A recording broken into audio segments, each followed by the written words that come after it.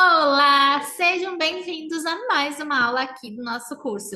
E nessa aula a gente vai ver pontos essenciais do direito previdenciário e um dos fundamentos da nossa análise previdenciária é sempre verificar o tempo de contribuição do nosso cliente. Então, é isso que a gente vai aprender aqui hoje. Vamos sair daqui expert em tempo de contribuição. Então, vamos lá? O que é tempo de contribuição? O tempo de contribuição é um tempo correspondente aos períodos para os quais, primeiro, tenha havido contribuição obrigatória ou facultativa no RGPS, e as demais hipóteses previstas no artigo 19C, incisos 1 ao 9 do Decreto 3.048 de 99. Então, você já sabe que vai ser sempre considerado tempo de contribuição ou tempo que a pessoa está contribuindo, seja de forma obrigatória ou seja, de forma facultativa.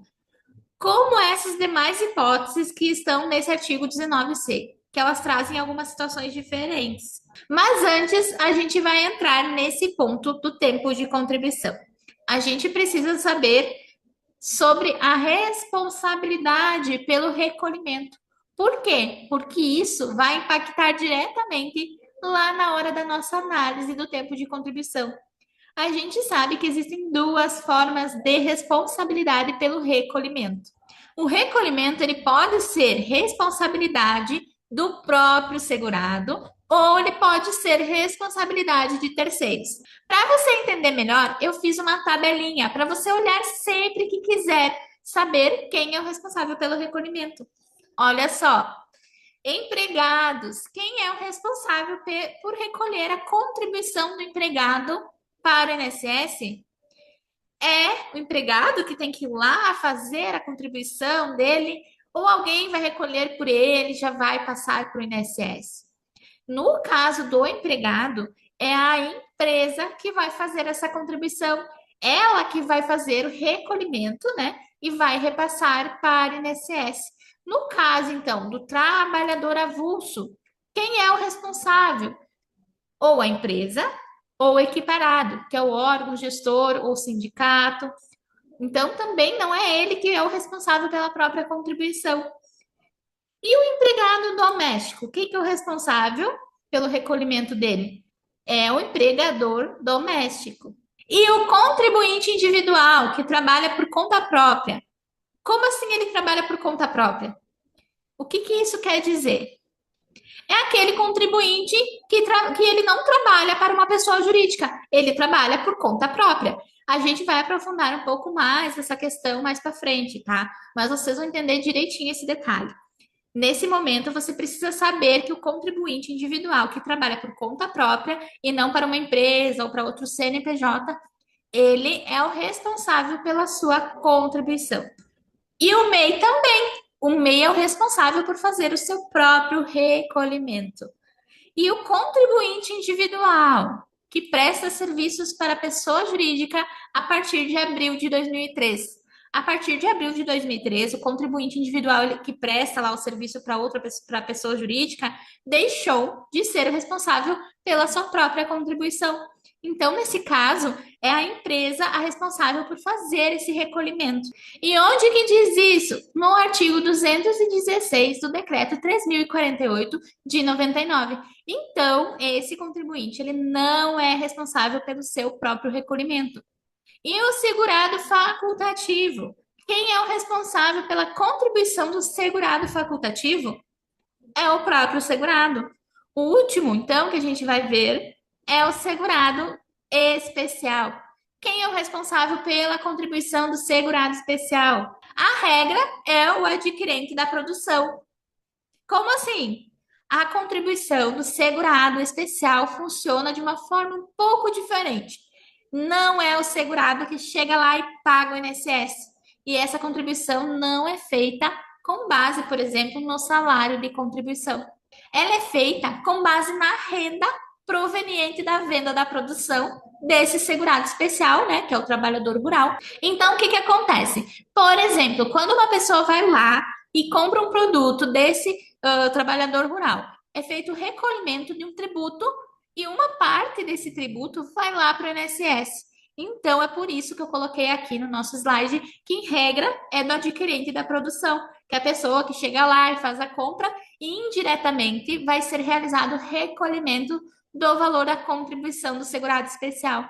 Então, em regra, não é o segurado que vai lá e faz a sua contribuição, mas se ele quiser, ele pode sim pagar facultativamente. Então, se ele contribuir facultativamente, aí a responsabilidade vai ser dele. Mas a forma tradicional que a gente vê é dessa forma indireta. Para facilitar, então, eu fiz um resumo sobre a responsabilidade. Você vai olhar aqui e já saber, então, quem é o responsável pela sua própria contribuição. Recapitulando, então, o empregado doméstico, o trabalhador avulso e o contribuinte individual que presta serviço para uma pessoa jurídica a partir de abril de 2003, eles não são responsáveis pelo seu recolhimento. E agora, quem é o responsável pelo próprio recolhimento? O contribuinte individual que trabalha por conta própria, o MEI e o segurado facultativo. Então, sempre que você precisar olhar, você já sabe que é só acessar o nosso resumo. Então, agora que a gente já entendeu essa questão da responsabilidade pela contribuição, a gente vai perceber que tem tudo a ver com a forma como vai ser contado o tempo de contribuição. Olha só, para o empregado doméstico, para o trabalhador avulso e para o contribuinte individual que presta serviço para a pessoa jurídica, ou seja, quem não é responsável pela sua contribuição, para eles, o que acontece? O tempo de contribuição para eles é o período em que houve relação de trabalho, independentemente de as contribuições terem sido recolhidas ou não. O que isso quer dizer? Por exemplo, chegou um cliente, vamos supor que ele era empregado de uma empresa e ele trabalhou lá por vários anos, mas a empresa nunca fez o recolhimento dele. A empresa, ela sonegou, não repassou a contribuição previdenciária. E agora, esse segurado, ele vai ser prejudicado por causa disso, sendo que não era responsabilidade dele. Ele vai ser punido porque a empresa deveria ter feito isso e não fez? Não. Então é por isso que para esses segurados basta ter tido relação de trabalho, não precisa comprovar que foram recolhidas as contribuições. Por isso que quando chegar um cliente para você com toda a documentação, comprovando carteira de trabalho, comprovando que ele exerceu aquele vínculo, não importa se a empresa recolheu ou não recolheu. Esse tempo para ele já está garantido, vai ser considerado. E se a empresa não fizer mesmo os recolhimentos? O que vai acontecer? O INSS ele vai poder fazer a cobrança das contribuições e dar também as sanções cabíveis ao responsável. Mas não é responsabilidade do segurado, então não é culpa dele, então ele não pode ser prejudicado por causa disso. Então vai ser considerado esse tempo de contribuição. Agora, para os nossos outros segurados que a gente viu, o contribuinte individual que trabalha por conta própria, ou seja, ele não trabalha para outra empresa, o MEI e o facultativo, o tempo de contribuição ele só vai ser contabilizado a partir do recolhimento para a Previdência Social. Então, se a pessoa é responsável pelo próprio recolhimento e ela não recolhe, não vai ser considerado como tempo de contribuição. Então, só vai ser considerado se a pessoa fizer o recolhimento, sendo de forma tempestiva, contribuindo todos os meses, ou sendo por meio de uma indenização, de uma contribuição paga em atraso. Que a gente também vai ter aula disso, mas só vai ser considerado se a pessoa realmente fizer o pagamento. E se nesse caso, o contribuinte individual que trabalha por conta própria, o MEI ou o segurado facultativo não fizer os recolhimentos, não vai ser considerado o tempo de contribuição. Porque para eles, para ser considerado tempo de contribuição, tem que ter tido o recolhimento.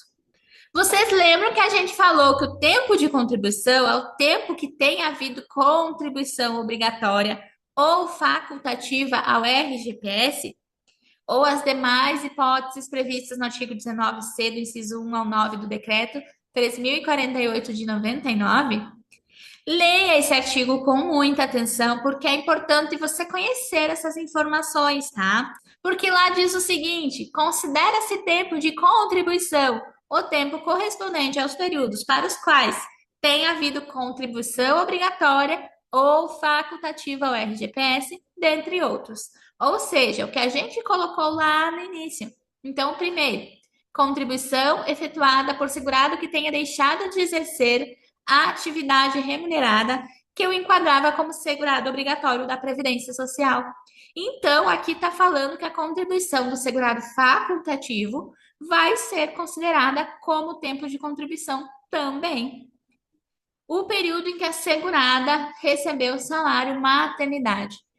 Período de licença remunerada desde que tenha havido desconto das contribuições. Período em que o segurado tenha sido colocado em disponibilidade remunerada pela empresa, desde que tenha havido desconto de contribuições. Período de atividade patronal ou autônoma exercida anteriormente à vigência da Lei 3.807, desde que tenha sido indenizado, conforme disposto no artigo 122. De atividade na condição de empregador rural, de exercício de mandato eletivo federal, estadual, distrital ou municipal, desde que tenha havido contribuição na época apropriada e que não tenha sido contado para fins de aposentadoria por outro regime da Previdência Social. Também é contado o período de licença, testamento, na atividade sem remuneração do segurado empregado, inclusive o doméstico e o intermitente, desde que tenha havido a contribuição. O período em que o segurado contribuinte individual e o segurado facultativo tenham contribuído na forma prevista no artigo 199-A. E também coloquei aqui o parágrafo 1º, que é importante, que diz que também vai ser contado como tempo de contribuição o tempo intercalado de recebimento de benefício por incapacidade na forma do disposto no inciso 2 do caput do artigo 55 da Lei 8.213 de 91, exceto para efeito de carência. Na aula de carência, a gente vai falar um pouco mais sobre isso, tá? Mas o que você precisa saber aqui na nossa aula de tempo de contribuição é que essas hipóteses aqui também são consideradas como tempo de contribuição. Ressaltando, então, que o tempo intercalado de um recebimento de um benefício por incapacidade, por exemplo, imagina se uma pessoa ela está trabalhando, né? Tá contribuindo. Seja ela contribuinte individual ou empregado. Ela tá lá trabalhando, contribuindo, aí ela começa a receber um benefício por incapacidade, um auxílio por incapacidade temporária, ou uma aposentadoria, ou por incapacidade permanente. Ela vai receber esse benefício por incapacidade, tá? Só que aí, depois cessa esse benefício. A incapacidade dela, ela recupera, ela volta a contribuir. Então, o que que acontece? A gente tem contribuição, no meio temos o benefício por incapacidade, e depois outra contribuição. Ou seja, esse período do benefício, né? Ele está intercalado de contribuições. Tem uma contribuição antes, tem o benefício e tem uma contribuição depois. Portanto, como diz o decreto, esse período ele vai ser considerado como tempo de contribuição. Tem um caso de uma cliente aqui do escritório que ela contribuía, aí ela ficou doente ali por vários anos, uns 8 anos mais ou menos. E aí ela recebeu o benefício por incapacidade, né? O antigo auxílio doença. Aí ela completou a idade. E o que que ela fez? Ela foi direto lá no INSS e pediu aposentadoria. O INSS falou realmente, ela já tem o tempo de contribuição, já tem a carência, ela tem a idade e concedeu a aposentadoria. Mas o INSS ele não considerou no cálculo esses 8 anos que ela recebeu por auxílio de incapacidade temporária. E olha aí, os 8 anos a mais que poderia ter sido contabilizado, então, em tempo de contribuição, não foram. Então, o que que aconteceu? Na época, ela recebeu, então, ela recebia assim uns 3 mil e poucos reais de auxílio por incapacidade, ela ganhava bem. Aí, quando o INSS concedeu a aposentadoria dela, foi lá para 1.500 reais, porque o cálculo ficou menor do que ela recebia de auxílio. Aí ela vem aqui no escritório desesperada, perguntando por que que isso tinha acontecido. Aí a gente falou aqui, analisar, falou. E aí, quando a gente viu, a gente falou para ela, foi porque você pediu direto, né? Ao invés de fazer uma contribuição e depois pedir. Porque automaticamente esses 8 anos iriam virar um tempo de contribuição. E a gente sabe que na maioria das regras o tempo de contribuição ele impacta no valor do cálculo. Também teremos aula sobre isso. Então, o que que a gente falou para ela? Não saca esse benefício.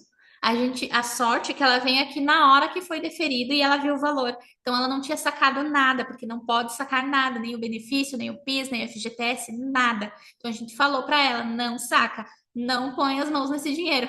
Se ela fizer isso, se ela sacar, quer dizer que ela aceita a aposentadoria. E aí não tem volta. Então, iria dar um problemão. A gente falou para ela, então, não sacar, ela não sacou. Aí orientamos ela, ela fez mais duas contribuições para garantir, né? Então, ela nos contratou para fazer um novo requerimento. Ela disse: Não, agora eu quero que vocês façam o requerimento, eu não vou mais fazer. Aí a gente fez o requerimento para ela e ela conseguiu praticamente quase o dobro do que o INSS havia concedido. Então, é muito importante esse trabalho que a gente faz, tá? São pequenos detalhes aí que a gente vai vendo que às vezes pode até dobrar o valor de um benefício de uma pessoa. E isso faz muita diferença. Agora nós vamos falar de contribuições inferiores ao piso. Muito importante, porque isso também impacta diretamente no tempo de contribuição do nosso cliente. O artigo 195, parágrafo 14 da Constituição, trazido pela Emenda Constitucional 103 de 2019, diz que o segurado somente terá reconhecido como tempo de contribuição ao regime geral da Previdência Social a competência cuja contribuição seja igual ou superior à contribuição mínima mensal exigida para sua categoria, assegurado ou agrupamento de contribuições. O que que isso quer dizer? Quer dizer que, para ser contado como tempo de contribuição, a contribuição ela precisa ser igual ou superior à contribuição mínima mensal. Senão, não vai ser considerado. Então, olha só o que isso quer dizer. Vamos lá. Existe uma contribuição mínima.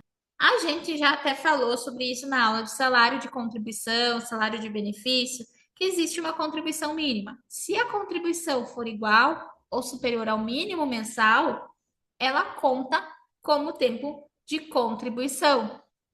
E se ela for inferior ao mínimo mensal, que geralmente é o salário mínimo, né?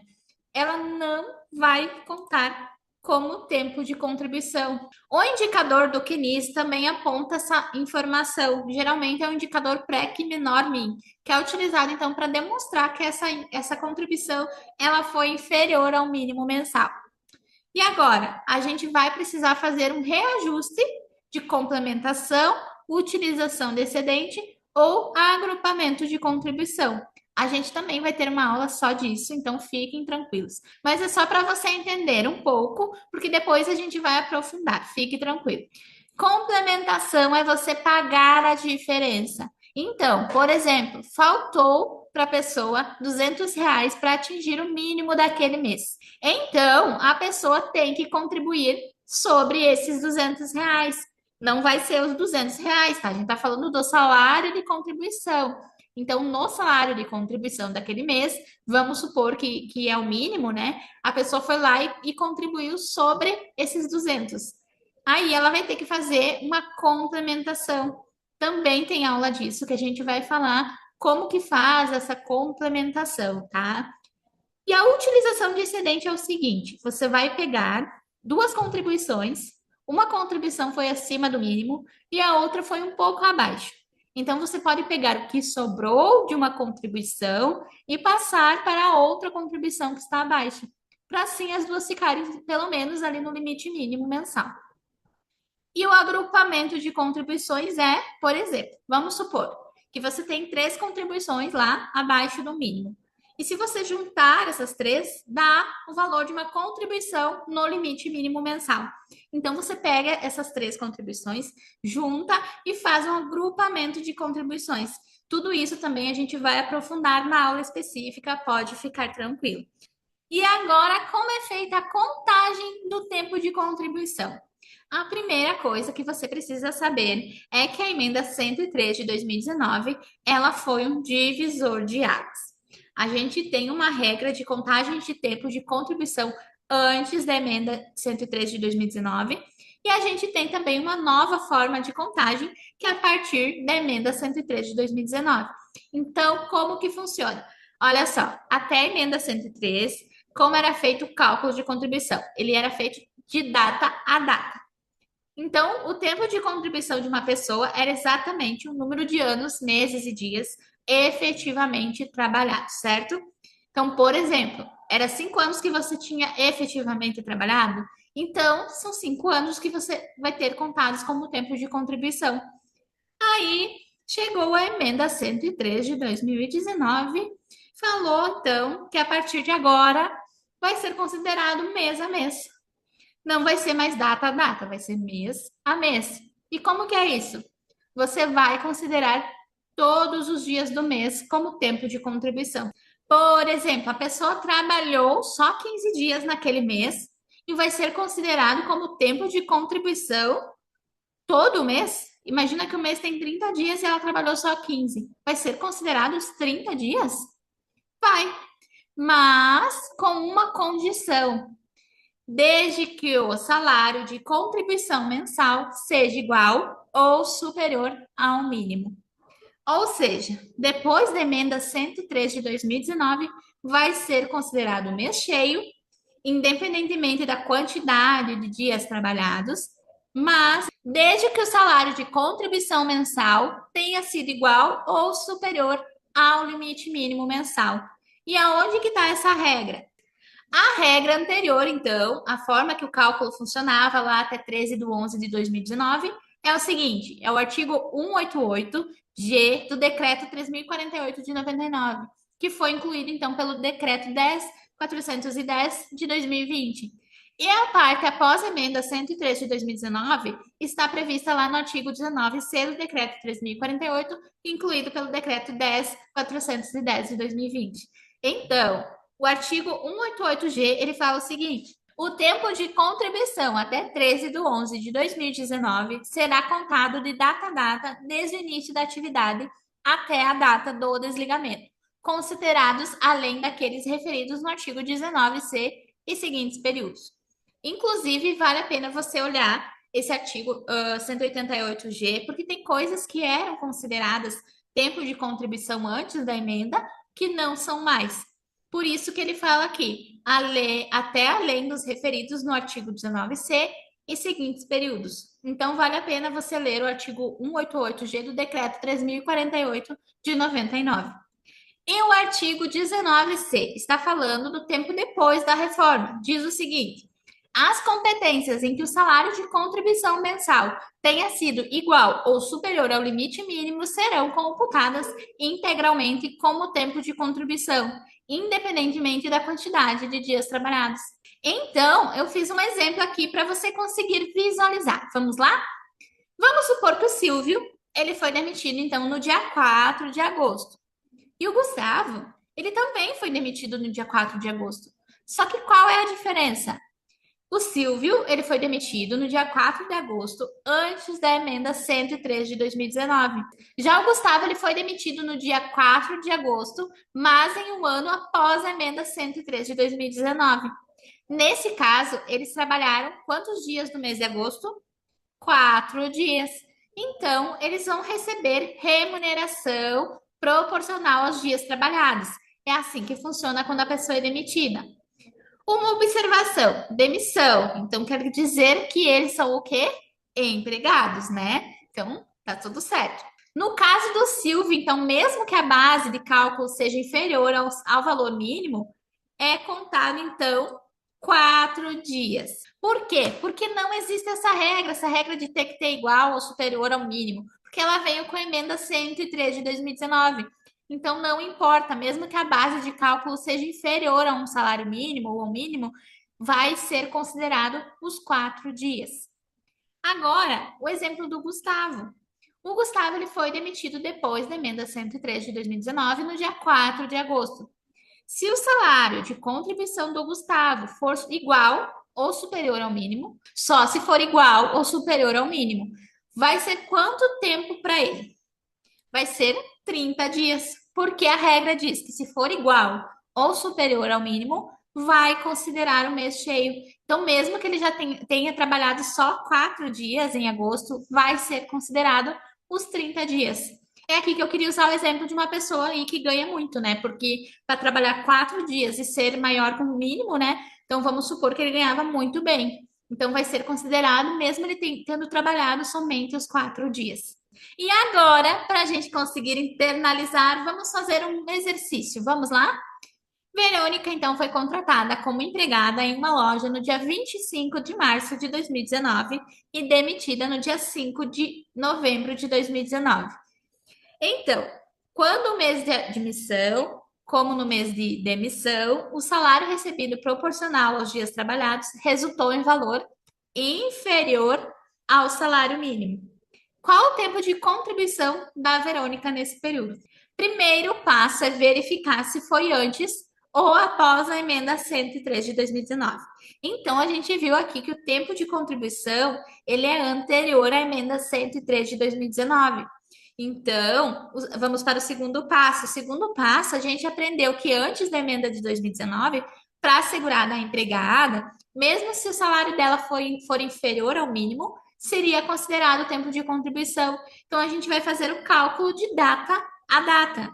Eu já fiz o cálculo aqui para a gente não gastar tempo fazendo, né? Porque a gente tem uma aula só de cálculo de tempo de contribuição. Lá eu vou ensinar tudo o que você precisa fazer no cálculo, né? Mas aqui eu já fiz o cálculo para você entender como que vai funcionar. Então, eu já fiz essa contagem de data a data lá no cálculo jurídico e coloquei a data aqui de início à data de fim, tá? E o resultado foi 7 meses e 11 dias, certo? Agora, olha só, nós temos no exercício 2. No exercício 2 são as mesmas datas, só muda o ano. Então, eu coloquei um exemplo antes da emenda 103 e um exemplo depois da emenda 103, com as mesmas datas, só que anos diferentes, para você ver a diferença. Aí a gente tem o Fernando. O Fernando, ele foi contratado também no dia 25 de março, só que de 2022, e demitido no dia 5 de novembro de 2022. Igual o caso da Verônica, tanto no mês da admissão, no dia, né, no mês, só que só muda o ano. E o salário recebido proporcional aos dias mínimos trabalhados resultou valor inferior ao salário mínimo. Qual foi o tempo de contribuição de Fernando nesse período? Então, o primeiro passo, novamente, a gente vai verificar se foi antes ou após a emenda 103. A gente já sabe que foi após a emenda, né? Foi em 2022 que ele trabalhou, então foi após a emenda 103 de 2019. O nosso segundo passo, então, é verificar se o salário de contribuição foi igual ou superior ao mínimo. Por quê? Nos meses de março e novembro, a gente viu que foi inferior ao mínimo. Então, olha só. Embora ele tenha trabalhado alguns dias de março e alguns dias de novembro, esses dias não vão ser considerados.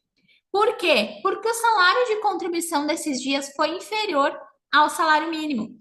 Então, na hora de fazer o cálculo, a gente vai ter que ignorar esses dias, porque não vai ser considerado como tempo de contribuição, a não ser, então, que faça uma complementação ou utilização de excedente, agrupamento.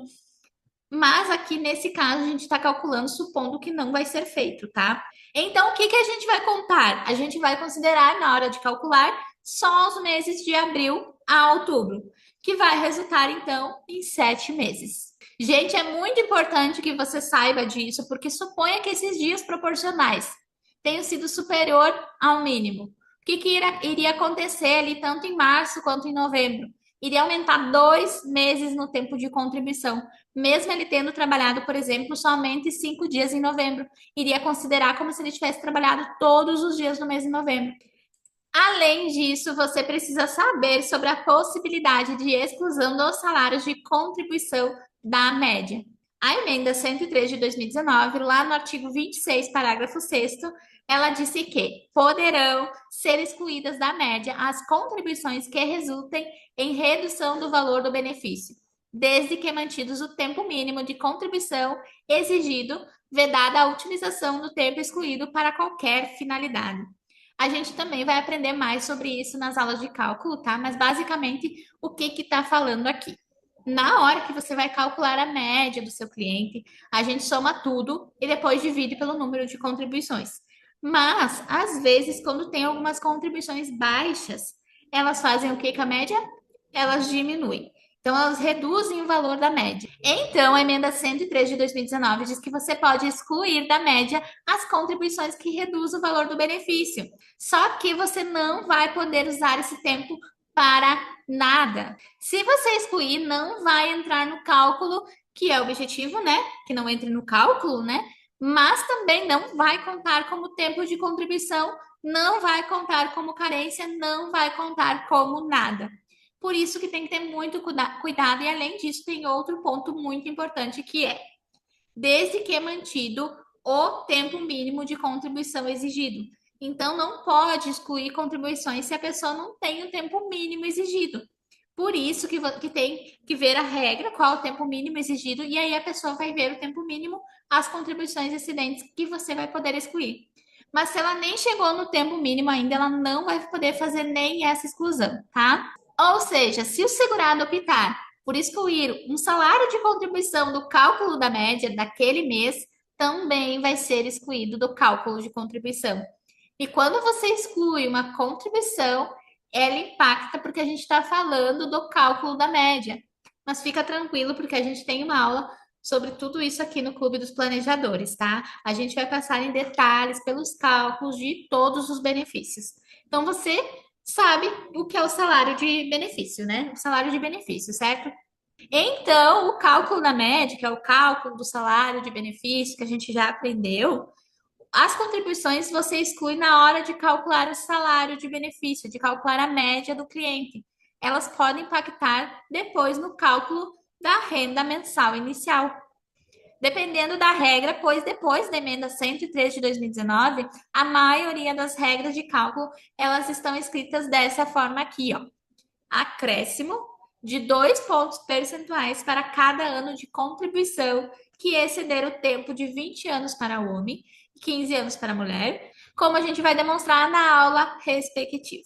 Então, tem uma regra que fala basicamente o que está dizendo aqui. Quanto mais tempo de contribuição a pessoa tem, maior vai ser a renda mensal inicial dela, porque a gente vai multiplicar ali pelo coeficiente e ele vai crescendo 2% a cada ano de contribuição que exceder o mínimo. Mas se você ficou com dúvidas, fica tranquilo que a gente vai ter aula disso.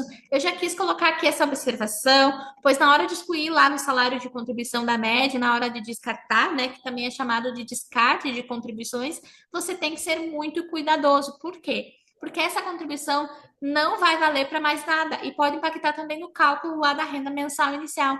Então tem que fazer os cálculos para ver se fica vantajoso ou não. Então, agora nós vamos a um exemplo. Vamos supor que o Sérgio ele vai pedir o seu benefício de acordo com o artigo 19 da emenda 103 de 2019, que é a aposentadoria voluntária. E os requisitos dessa aposentadoria são 65 anos de idade e 20 anos de contribuição, no caso dos homens, né? Supondo que na DER, na data de entrada do requerimento, ele possui exatamente os 20 anos de contribuição, ele não vai poder excluir nenhuma contribuição da média. Por quê?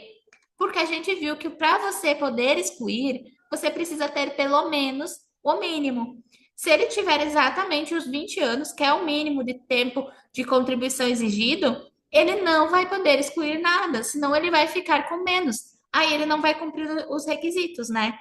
Então, agora, e se ele tiver 21 anos na DER, né?